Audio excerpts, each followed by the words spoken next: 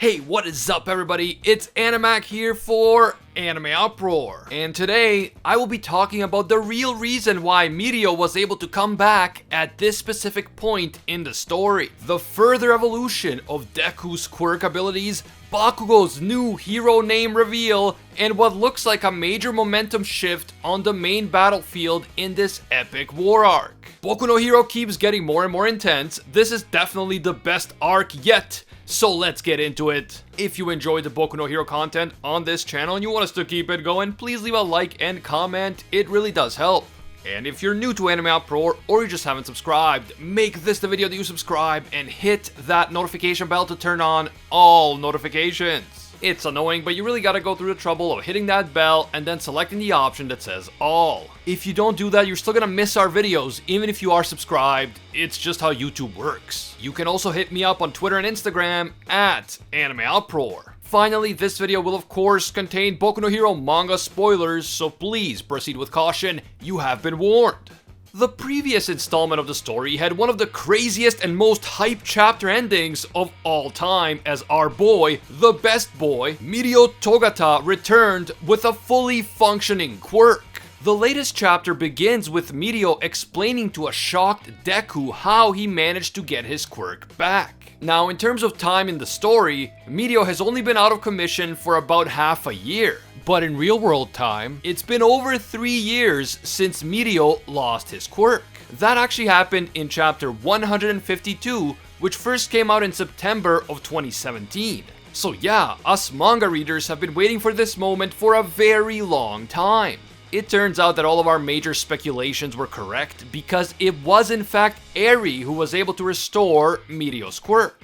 Eri has been learning to control her quirk Rewind ever since the Overhaul arc, and for the past 2 months in particular, Eri has been practicing by using Rewind on lizards and insects. And she has been doing all of this in an attempt to learn to control and harness her quirk. So for example, we see that Eri was practicing with a lizard who had lost its tail. Presumably, she was able to rewind the lizard back to a state where he still had a tail, even though the missing tail was never actually reattached. Which in itself is freaking crazy when you think about it. Mirio had actually learned in advance about the big hero raids that would be taking place in Jakku Hospital and the Villain Mansion. So he went to Eri and asked her to please test out her abilities on him just in time to actually join the raid. Mirio felt bad about asking Eri to do this. He didn't want her to think that he was just using her for her quirk. But Eri was totally cool with it, and she agrees to help Mirio in the most adorable way possible. In fact, Eri has been training for this very purpose the entire time. She has always wanted to restore Mirio's quirk after bullets made from her own body had erased it. And of course, Mirio lost his quirk while defending Eri. As we can see, the risk Mirio took paid off in a big way because Eri was indeed able to restore his quirk Permeation. And make no mistake, this was a huge risk. If Eri had made one wrong move, she could have killed Mirio in an instant by erasing him out of existence, just like she accidentally did with her own father. Practicing on lizards is one thing, but there is still a lot that could have gone wrong with this process, and yet Mirio chose to take the risk. He literally risked his life. Because he wanted to get his quirk back, but not for some personal reason. He wanted to get his quirk back so that he can help his fellow heroes fight against the villains. Mirio is a true Chad and an amazing hero, and that is why he is probably my favorite character in the entire series. Now, as far as we can tell at this time, there have been no negative repercussions for Mirio after Eri used Rewind on him, although we shouldn't rush to judgment. Rewind is an extremely overpowered and unpredictable quirk, and its effects can have unintended consequences, even if we can't see those consequences right away. Eri's newfound ability to control her quirk is actually a huge deal, but the extent to which she can actually control it is still a mystery. Does she already have perfect control, or could she still make a mistake that has disastrous consequences? Honestly, only time will tell. At any rate, as Mirio continues to fight the Nomu so that Best Jeanist can focus on restraining Makia, Bakugo returns to the fight in full force. He uses his explosions to blast the crap out of the Nomu, and in the very next panel, which is an extremely beautiful and action-packed panel by the way, we learn that Nejire is also okay.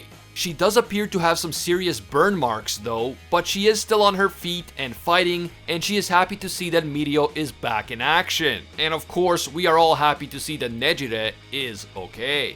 Bakugo then proceeds to reveal his new official hero name to his mentor, Best Jeanist. Personally, I was a huge fan of King Explosion Murder, also known as Lord Explosion Murder, and I will continue to stan that name no matter what happens. However, Bakugo's new official hero name is God of Destruction, Dynamite. Dynamite is spelled as D-Y-N-A-M-I-G-H-T. So the name is a reference to both Dynamite, which is an explosive, and to All Might, who is one of Bakugo's biggest role models. And that's really cool and clever and all, but let's be honest, we're all just gonna keep calling him either Bakugo or Kachan. No one is gonna be like, oh hey look, it's our boy, God of Destruction Dynamite. No, we're gonna be like, hey, it's Bakugo. Now, Mirio actually likes Bakugo's new name because it's funny, but Bakugo is like, dude, it's not supposed to be funny. Bakugo is not exactly known for his sense of humor, but Mirio explains that laughter and joy are an essential component of being a hero. So there's nothing wrong with having a funny hero name. And yes, my boy Mirio is right, and that is exactly why Bakugo should have just stuck with King Explosion Murder, but whatever, moving on. As all of this is happening in one section of the battlefield, Dabi and Shoto are still fighting not too far away, and Endeavor is still just kind of watching it all with a look of shock and despair. At the moment, Endeavor seems to be unable to do anything other than stare helplessly as two of his sons are fighting a bitter battle to the death. During the battle, Shoto actually warns Dabi that he is overusing his quirk and that his entire body will burn up, but Dabi doesn't care. Dabi loves the look of despair on Endeavor's face, and he is determined to kill Shoto right in front of Endeavor because he really wants to see Endeavor's face after his greatest toy, Shoto, is destroyed by his own flames. I talked about this before, but Dabi is truly obsessed with his desire to get revenge on Endeavor. And I mean obsessed in a mentally disturbed way that obstructs all reason and logic. I mean, Dabi clearly knows that Shoto is not responsible for what Endeavor has done, and Dabi also knows that Shoto is his own brother. And yet, Dabi wants to make Endeavor suffer so badly that he is willing to kill his own brother who is innocent, just to make Endeavor suffer. That is really messed up, and as I said before, it is also hypocritical. The whole reason why Endeavor became abusive to his family, and to Dabi in particular, was his own obsession with surpassing All Might. Endeavor's obsession destroyed his family and tore it apart. And now Dabi's obsession with revenge is doing the exact same thing. It is a truly sad and ironic turn of events, but sadly life is full of irony. Thankfully, Deku is able to intervene in the fight and get Dabi away from Shoto before Shoto is burnt to a crisp by Dabi's flames. Even though Deku doesn't have any strength left in his arms and legs, he is able to unleash Black Whip from his mouth, Froppy style, and he uses the Black Whip coming from his mouth in order to keep Dabi away from Shoto. It is definitely cool seeing Deku learning from Froppy's techniques and using Black Whip in the same way that she uses her tongue. But I'll be real with you, I did not see this coming. Deku using a Black Whip tongue attack was not on my list of things that are going to happen in 2020, and that's saying something given the kind of year that we've had. Still, this little moment is an important reminder that all of these hero students will continue to train and work together, and as they do, they will be able to learn from each other and make each other stronger, and these skills and techniques that they learn from each other may one day save their lives. When Dabi tells Deku not to meddle in the affairs of the Todoroki family, Deku says that Shoto is his precious friend and that Endeavor is an important mentor. Even though the bad things that Endeavor has done in the past won't just disappear, Endeavor is clearly making an effort to become a better person. And this Endeavor, who is trying to make amends, is the kind of man that Deku can respect and appreciate.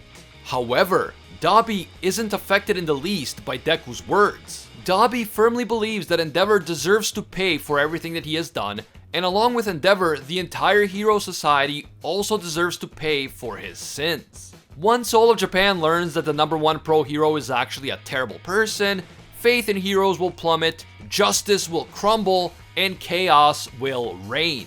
This is something that Dabi believes in very deeply, something that he has been working towards for years. And so he absolutely refuses to even consider the possibility that Endeavor has changed or improved as a person.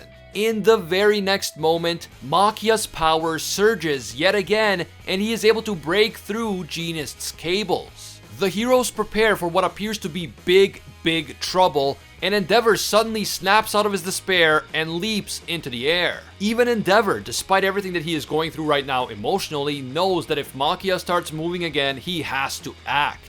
But then, Machia starts feeling numb. Suddenly, Machia collapses back down to the ground, and this time, it's not because of the cables. Momo's anesthetic, that sleeping agent that Kirishima was able to throw inside of Machia's mouth, appears to be finally taking effect. At this point, it looks like Machia is going to be out of commission for the foreseeable future, and this really turns the tables once again in this fight.